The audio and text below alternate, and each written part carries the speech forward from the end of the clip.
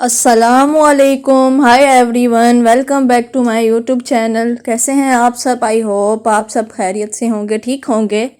تو آج ہم جو سٹوری پڑھنے والے ہیں اس کا ٹائٹل ہے درزی باپ کی اپنے بیٹے کو تلقین۔ چلیے اب پڑھتے ہیں۔ ایک بوڑھا درزی اپنے کام میں مگن تھا کہ اس کا چھوٹا بیٹا دکان میں داخل ہوا اور کہنے لگا، بابا میں نے اپنے ابتدائی قاعدے اچھی طرح یاد کر کے اپنے استاد کو سنا دیے ہیں، تو انہوں نے مجھے اگلی جماعت میں شامل کر لیا ہے۔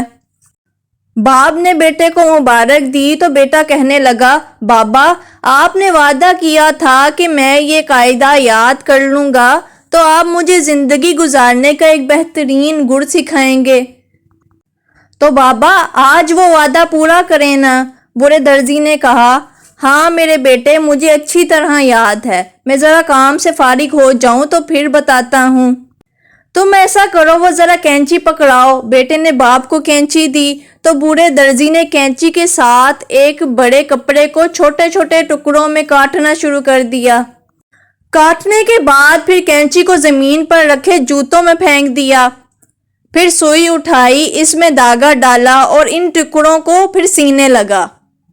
ٹکڑوں کو ایک دوسرے کے ساتھ سی کر خوبصورت قمیض میں بدلا اور پھر جو سوئی تھی، سوئی کو سر پر بندھے امامے میں لگا دیا۔ پھر بچ جانے والے دھاگے کو جیب میں ڈال دیا۔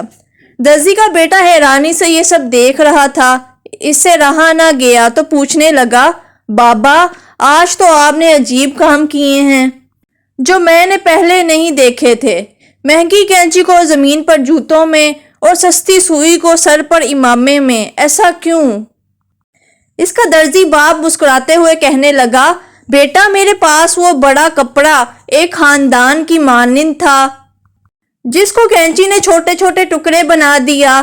تو کینچی اس شخص کی مثال ہے جو آپس میں مربوط مضبوط رشتوں میں دراریں ڈال کر انہیں الگ کرنے پر مجبور کر دیتا ہے، اور سوئی کی مثال اس شخص کی ہے جو ان رشتوں کو دوبارہ ایک دوسرے کے ساتھ جوڑتا ہے، اور دھاگے کی مثال ایک مددگار کی ہے جو اگر سوئی میں نہ ہو تو وہ سی نہیں سکتی۔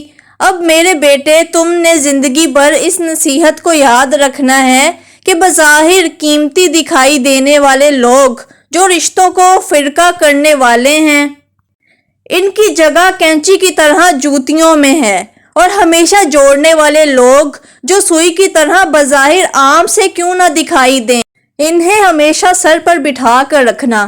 آخری بات، دھاگا جیب میں رکھا تھا، اس سے مراد کوئی بھی کام کرنے سے پہلے آس پاس اپنے مددگار ضرور رکھنا۔ اچھا تو ناظرین، یہ سٹوری یہیں اختتام ہوتی ہے، اور اگر آپ کو میری ویڈیو پسند آئی ہو تو چینل کو سبسکرائب کرنا نہ بھولیے گا۔ دعاؤں میں یاد رکھیے گا۔ اللہ حافظ۔ ملتے ہیں اگلی ویڈیو میں انشاءاللہ۔